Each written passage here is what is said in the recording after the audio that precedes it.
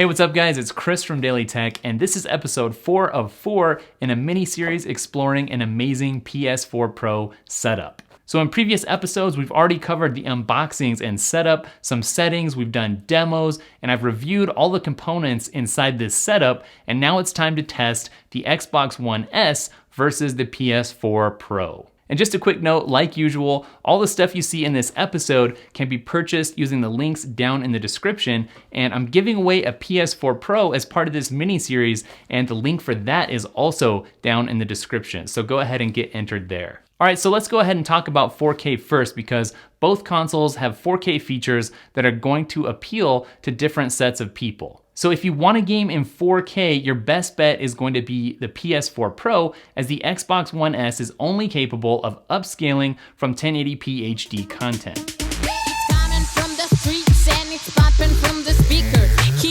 Keep on asking what's that sound that moves your sneakers. Can't control your head, swing it up and down, believe it. If you got it, don't you stop it, raise your hands and keep on rocking.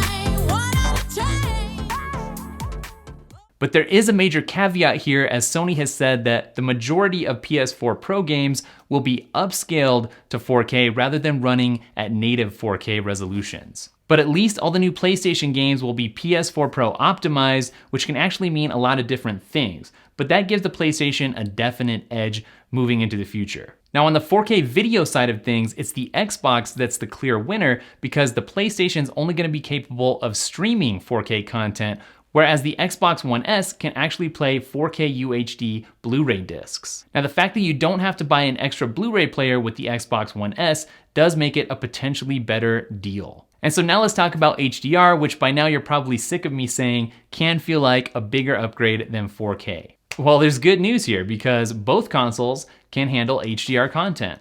But when it comes to virtual reality, the Xbox One S simply doesn't have it. But the PS4 Pro works with the PSVR, which makes it the winner in that category. Of course, next year, the Xbox Scorpio may come along and completely murder the PS4 Pro in every conceivable way, but that is a giant question mark. All right, so what about game selection? Well, fortunately, the Xbox One S can play all Xbox One games, and the PS4 Pro can play all PS4 games. And each side has some really great exclusives. Some Xbox exclusives include Gears of War 4, Quantum Break, and Halo 5, and some PlayStation exclusives include Uncharted 4, Bloodborne, and Until Dawn. Now in terms of looks and design, the Xbox One S is definitely smaller and lighter, and I happen to like the looks of it quite a bit better than the PS4 Pro, but that's totally a personal opinion. I also happen to like the feel of the Xbox One S controller slightly better. But both remotes do have some built-in grip, as you can see up close, but the PlayStation remote is rechargeable, whereas the Xbox remote isn't, and I do tend to like the rechargeable aspect better. Now when it comes to the interface, I do tend to like the look of the Xbox One S a little bit better, but you have to hand it to Sony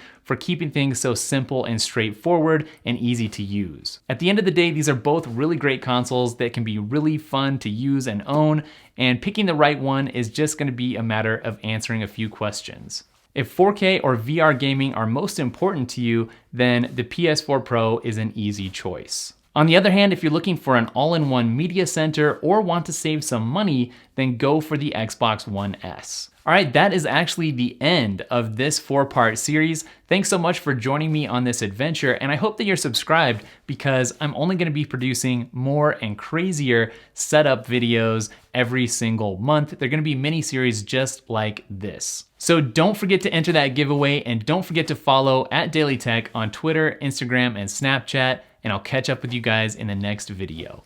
Later.